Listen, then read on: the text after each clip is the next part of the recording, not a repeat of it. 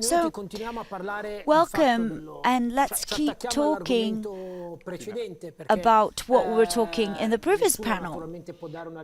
No one can really answer whether AI and new technologies will be dangerous. You know, there are so many creators of ChatGPT were very alarming, and then the alarming was withdrawn. But as I worked for Wired, the magazine, many years, 7-8 years ago, I met a doctor who was using AI because one of the first fields for application of AI was the medical field. So the type of, most used analysis in the world was X-rays, especially lungs X-ray. So we started working on a predictive basis. So I give you a lot of data, and I'm trying to understand whether there is a common denominator between certain diseases. And this was working. And in this speech of this Turkish doctor, the doctor was saying, tomorrow AI will not substitute the doctor, but the doctor that is able to use AI will replace a doctor that is not able to use it. And I think we could start from here. I would like to welcome Vincenzo, Lagattolla, Head of Creative Hub Sky Italia, Massimo Bertolotti, Communication and Infrastructure Senior Director Sky Italia, Marco di Concetto, Head TV Production Systems Technologies Mediaset, and Claudia Severino, Director in Partnership All News Production Mediaset. So already the job titles were difficult. Anyways, starting from what we all share, we're talking about technology, and we're talking of the impact of technology on the storytelling, on language, on how to tell a story. So we have two different players, Sky on the one hand and Mediaset on the others. I would like to do a round on this. I'm not going to start from Vincenzo, I'm going to start from Claudia, and then we're going to do another round. Well, for me, this is a very interesting topic. I've been working for 30 years in the information of Mediaset, 33 years in Mediaset and 33 years in the general direction. So I can bring you my pragmatic experience in terms of content, especially thanks to technological innovation.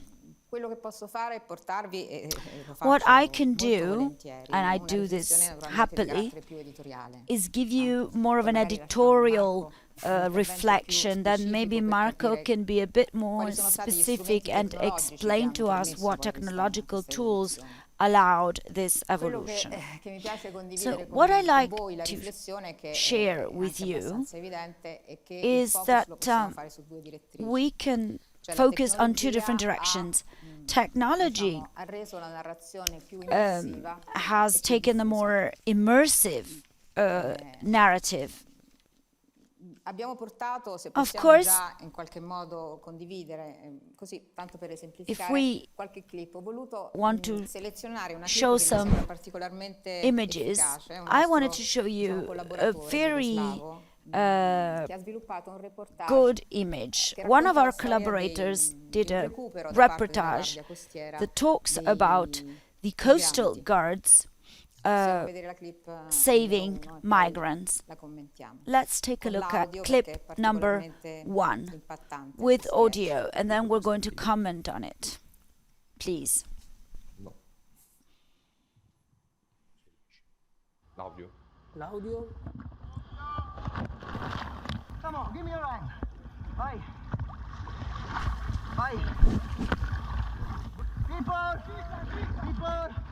Where is the madam? Madam. Come on. Come. Hey. Vai, recupera.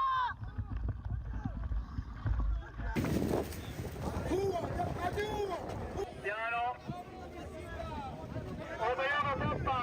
Prima i 5 bambini che sono a bordo. Sul fronte del mare si parte anche di notte con la motovedetta della Guardia Costiera.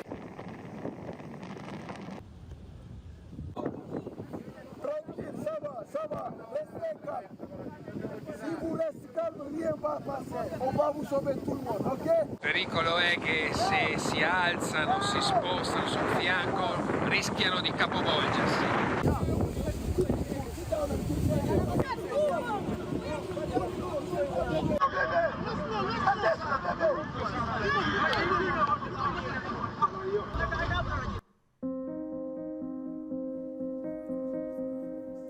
Possiamo anche sfumarlo.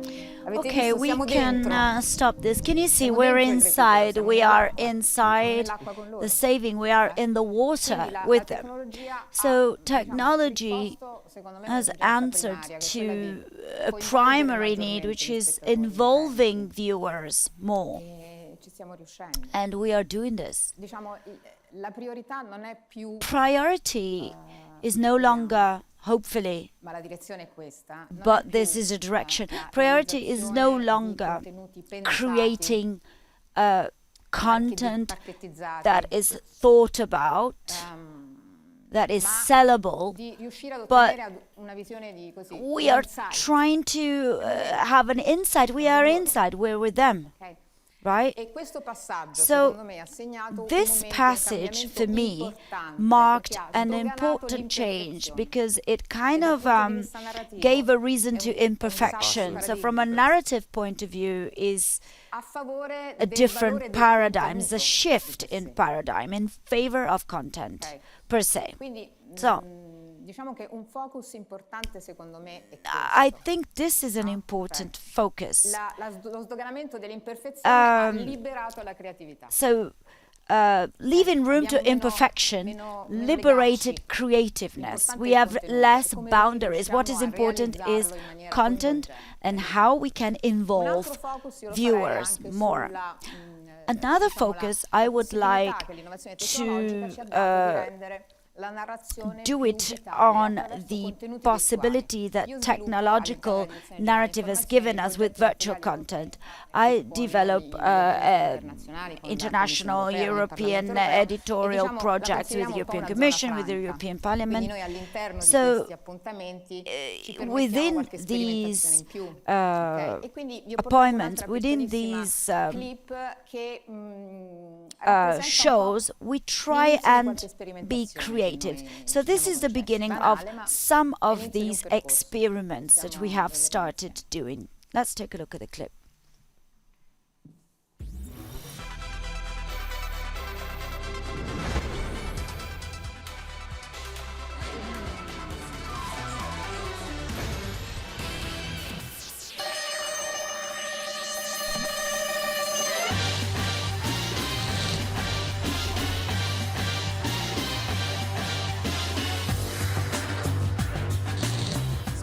Per il museo? Sorry, where is the museum? Thank you. Realtà o finzione? Reality or fiction?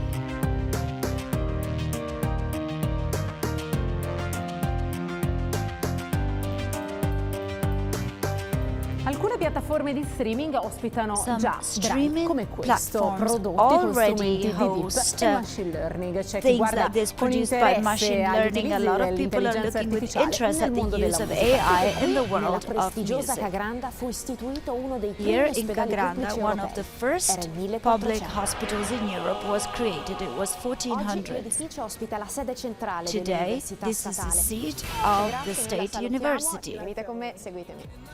Abbiamo visto la grande partecipazione del nostro So we see paese the great verso lo studio participation e la of ricerca. our Ma country allargando lo in sguardo all'estero, study che cosa and fa l'Unione research. Europea But per when we l'istruzione? look Quali e abroad, quante risorse what is mette in campo European per Union promuovere doing for educazione e education? apprendimento? Ce lo spiega il nostro Leonardo Paletta, Let's collegato listen to direttamente da Leonardo Bruxelles. Paletta from Brussels.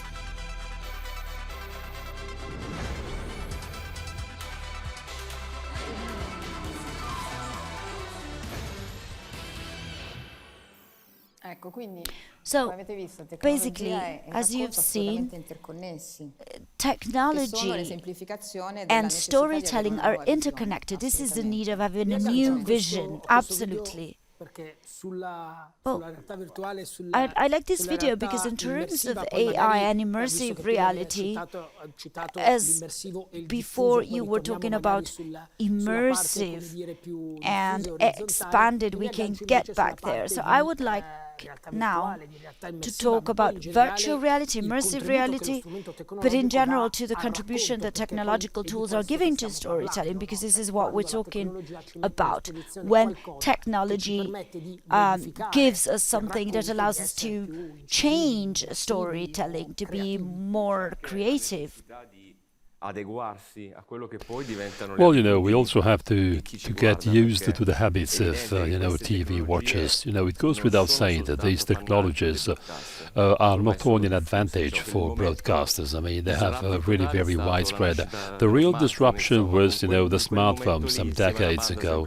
So bandwidth has become bigger and bigger. So that was the big change. Okay, so the way we think of contents, the way we create contents, but also the way our customers, experience. I mean, they want to have a content which is now different than what they managed to do on their own smartphones. So virtual reality, I remember some years ago I started as a designer, then art director, creative director. So the main topic was mixing technology and creativity as a bridge or link to create a new storytelling tools, helping production, helping the contents part to be leaner, more efficient, innovative, because of course we just wanted to create a new standard, because the standard we had before has been, superseded, and also artificial intelligence will lead us, will encourage us to look for a new language. Technologies are now feeding this, then it is up to us to do this. I'm not worried because of technology, otherwise we would feel, disrupted and overburdened. So we have to have the possibility to use tools at best by giving a human contribution that technology doesn't have. Now, virtual systems, well, first of all, these systems come from another world. I mean, today's virtual tools depend on or come from video games. Without video games, we couldn't have developed such a big financial economic impact. I mean, the world today has the right budget. I mean, the budgets and costs are really different than those we had some years ago. Everything has changed. And in my opinion, everything has to be cheaper, but, at the same time, it has to be able to develop products, top quality products, excellent products. So in terms of tools, and by the way, graphics was the very first tool 20 years ago. It was the first tool to change storytelling, because everything was video only, with maybe just some, words or, some little codes. So it's a new way to approach graphics and creativity. Then it all became real time. So, titles, and then, retouching, changing, editing pictures, enriching language with graphics. Now, virtuality today can do much better. We are at the very beginning of the metaverse. So, of course, I like this idea. I mean, disseminating technology, or even democratization of technology and technological tools that were professional tools. For example, some years ago, graphics was, silicon graphics, and then, of course, you can now do this on any PC. I think all of this has to be well managed. Otherwise, the society will, create a different content. So what we need is top quality content. So what we need is a point of reference. Otherwise, the society would create a very low quality content. I think we are responsible for this. We have to have the right approach. I mean, the right sets of guidelines. There are different quality levels in different media. Okay, you cannot use storytelling everywhere in the same way. So once again, technology can help us. It can help us understand which kind of tools, which languages we have to apply to various media. Now, in my opinion, we also have to consider artificial intelligence when talking about this topic. Now, if you are my age, I remember there were, the game books. Maybe you remember, those books, there were bifurcations, and you had to change, either, right or left, and you continue the story. Then you could restart, from the very beginning, choosing other directions. Well, AI today is also considering this, because the intelligence is sort of customizing the story that you have based on plenty of data. So this is the, let's say, the conditioning, if you will, of the storytelling itself. You're right. As we said before, I do agree with the speakers of the previous panel, because in my opinion we have to experience AI positively, because I'm sure it can give us the opportunity to simplify some creative, productive, or even editorial products, if you will, because the speed is increased. Of course, we have to make sure it happens now. We need intelligence, but maybe this is not super intelligent, right? Anyway, we can really access information very quickly, much more quickly than what you can do on Google, with a simple language. This is fun, right? This is also interesting. I mean, the biggest revolution, in my opinion, is represented by the way we will use or we will communicate with PCs, right? So instead of clicking and then moving our mouse, we will just have the so-called prompting. Okay, I'd like to do something like, and then, the PC, I mean, the system will give you some initial ideas. This may be a long phase. Okay, when you have to start a project, it's very difficult, at the beginning, because of course, when you have a blank, a page, well, this is really, really scary. So once again, we are at the very beginning of this development. So as I said before, we have to be responsible when using it. We need to understand from today where we can use it. Now, in terms of creativity, we are testing it. Maybe suggestions or prompts for storyboards, for clips. It's a list of suggestions, okay? Just like to have a human prompter. You ask ideas or on a specific topic, just like brainstorming, which is, in my opinion, a very interesting phase. So once again, this is not perfect, not at all. So once again, it has to be monitored, controlled, and checked. But it really simplifies processes and even projects. So just like, the innovation, brought about by apps, smartphones, and augmented reality, I'm sure that this will also change our lives. So we will experience the visual or even the video contents in a different way. So as usual, we have the honor, but also the responsibility to manage and to give guidelines to these societies so as to use these tools at best. Massimo, this question is for you. When we talk about AI, as I said before, people are, drawing attention to data privacy. Now we have the GDPR. There are some sanctions for some companies in the metaverse. Anyway, so once again, personal data treatment. This is a hot topic. Again, today we need to regulate AI-related topics. Now, very simply, can we stop technology? I don't think we can do this. It's really impossible. I mean, to repair this leak. Napster. This is two young boys made Napster in 1998.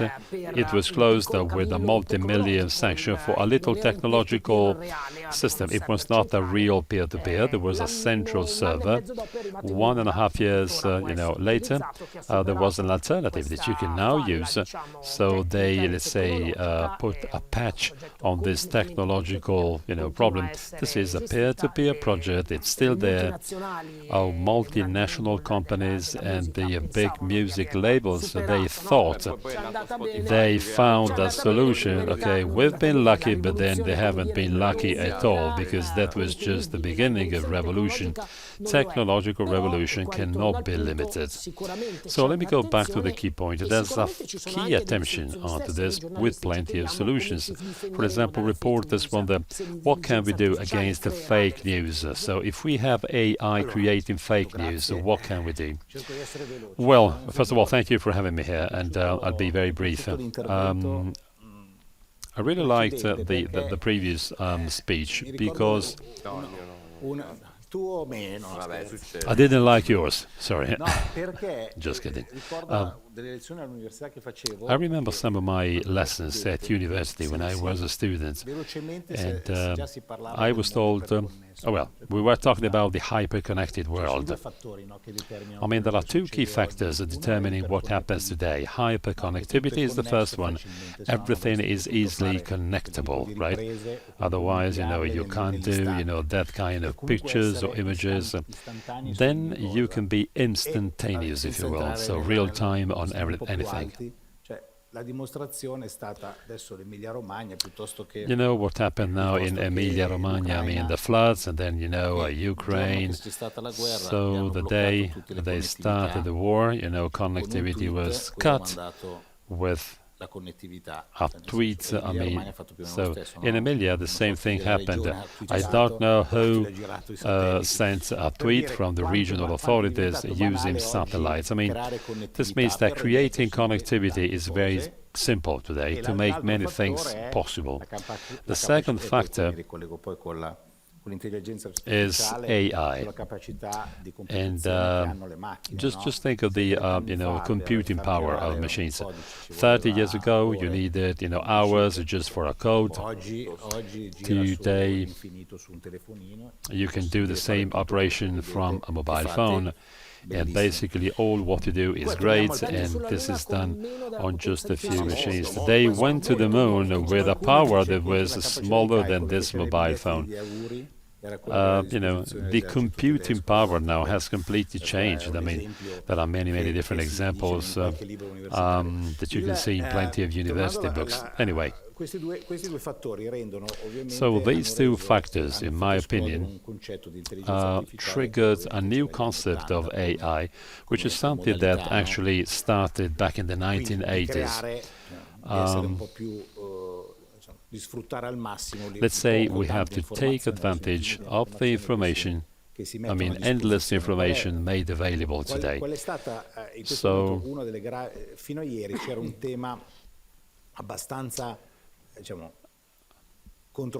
now, there's a topic that's easy and controlled. Every single AI was, running on a specific system. Today, ChatGPT, but also, I mean, this is just the aesthetic part of the system. So someone said, well, let's create some foundations, so we will put all the data in the world. We can, feed the foundations with all of this huge amount of data. So anything you ask for or anything you do makes it possible to do almost everything. Now, I really like, you have to know what to ask for, right, to have something back, right? So eventually, let's say we will be helped to focus a little bit more on our questions.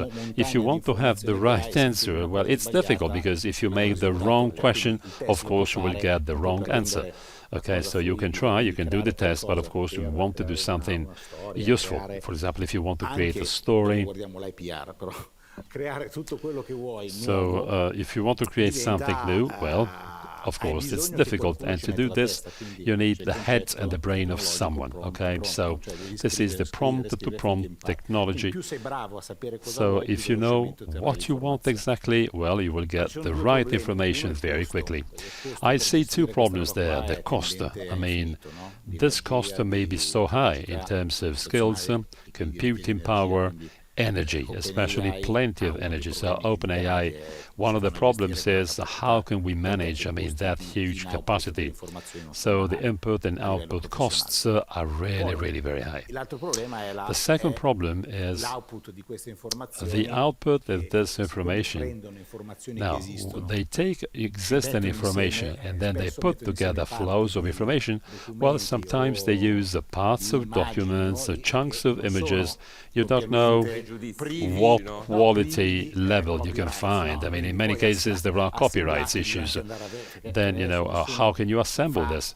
Now, for the time being, no one is checking, but if I wrote a book, someone copies an entire chapter, maybe I'm not happy and maybe this shouldn't be done, right? Just like someone copying your script. I mean, you created it, you studied it, I'm sure there are new rules that I don't know, but I mean, you may say, this is my copyright. So, and then last but not least, we need to have regulations to really understand how to use these contents in the positive generative mode, but also the negative generative mode may happen. And in that case, there is no simple answer, because well, maybe you do have an answer. So if you are able to determine the source, so if you are able to remove the wrong negative elements from the source, well, in that case, you can really make a distinction. So you can use the generative AI to guide you, to complement, your activities. Otherwise, it's a solution that will just create problems. I mean, there's an app, you take the picture, you remove the clothes, and then you can publish it. I mean, it's a very stupid thing, but this may lead into big issues. I mean, the problem is that this use may become massive. Now, the other problem is not the generative AI, but the problem is technology again. As we said before, it is very easy to use it for TV reports in extreme situations, but it is also very simple, very banal for anyone to use it. Maybe that person doesn't even think these things are wrong or mistaken. This is why ChatGPT told us that there may be sort of an alarm. I mean, we have a sort of a red flag, and we have data which are really objective. Massimo was talking about output. Now, Marco, we talked about immersive storytelling, but we also have a horizontal part talking about outputs. In this case, we have a diffused, disseminated storytelling, so multi-platform systems, which is what a broadcaster has to be today. Once again, thank you so much for having me here. It gives me the possibility to talk about topics which, everyone talks about. I'm not adding anything on technical things. I also have a short video.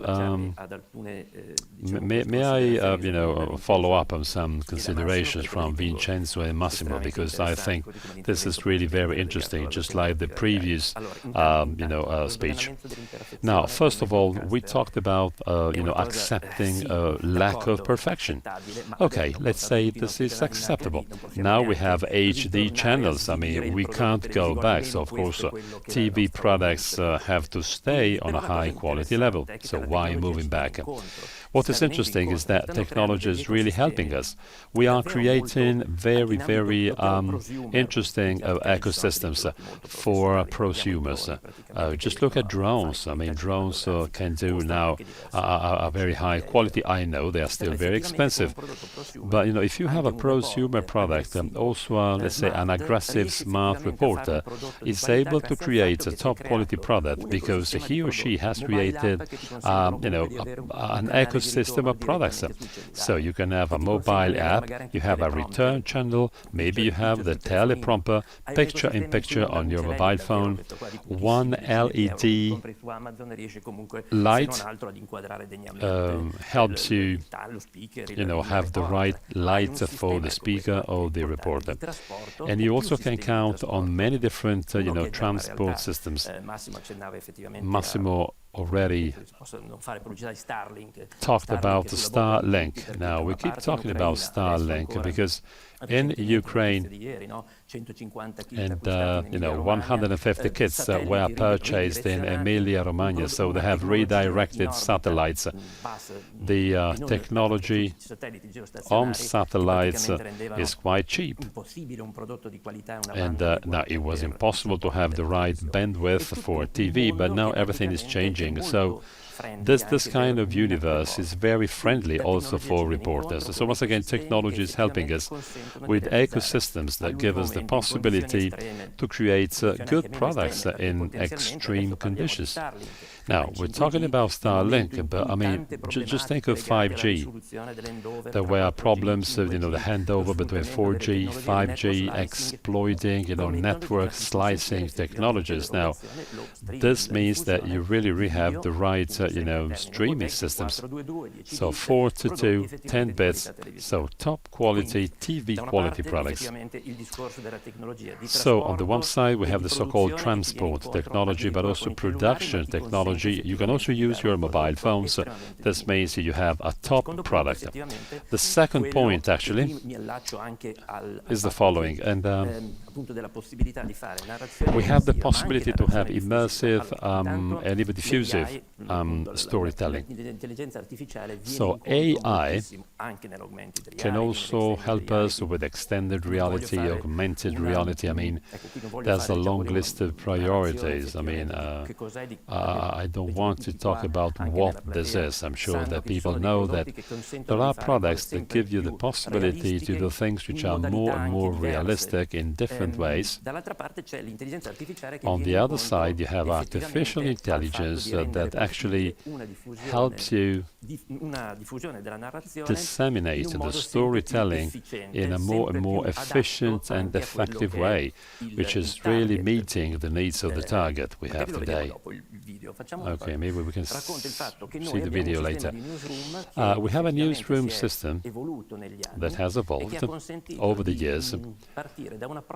This means that we had a different approach some years ago. For example, we used to create products for different media, okay? So one story, one outlet. Now it's many stories, many outlets. Now we have one story, multiple outlets. This is made possible because AI allows you on the one side to aggregate any type of feeds, social feeds. You have to coordinate, reporters' work. You can have the recommendations, the suggestions to reporters, because now we have so many databases, so many sources, so this is an endless number. But it also helps us adapt almost automatically. I mean, there is no absolute automation. So we have the storytelling content that can be adapted to outlets. So the web, of course, and then TV, which is fundamental for us, web systems and mobile systems and social networks, because of course they have the video and storytelling format, plus the radio.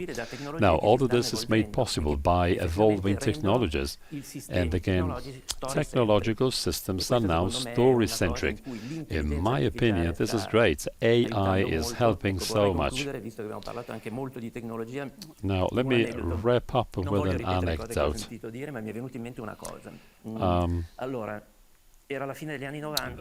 That was at the end of the 1990s. So my mother went to the Senior Citizens University. She purchased a book. Quod Libet was the title. It was the end of the 1990s. I started reading it 25 years ago. And I have reopened that book 1 year ago. So the book stayed there for 24 years, and now I have read it. If you have to do a semantic analysis of the text, maybe you don't understand the difference. Now, the writer is one of the pioneers of linguistic information science. But that it was in 1999. His story started 50 years earlier. So he had to transcribe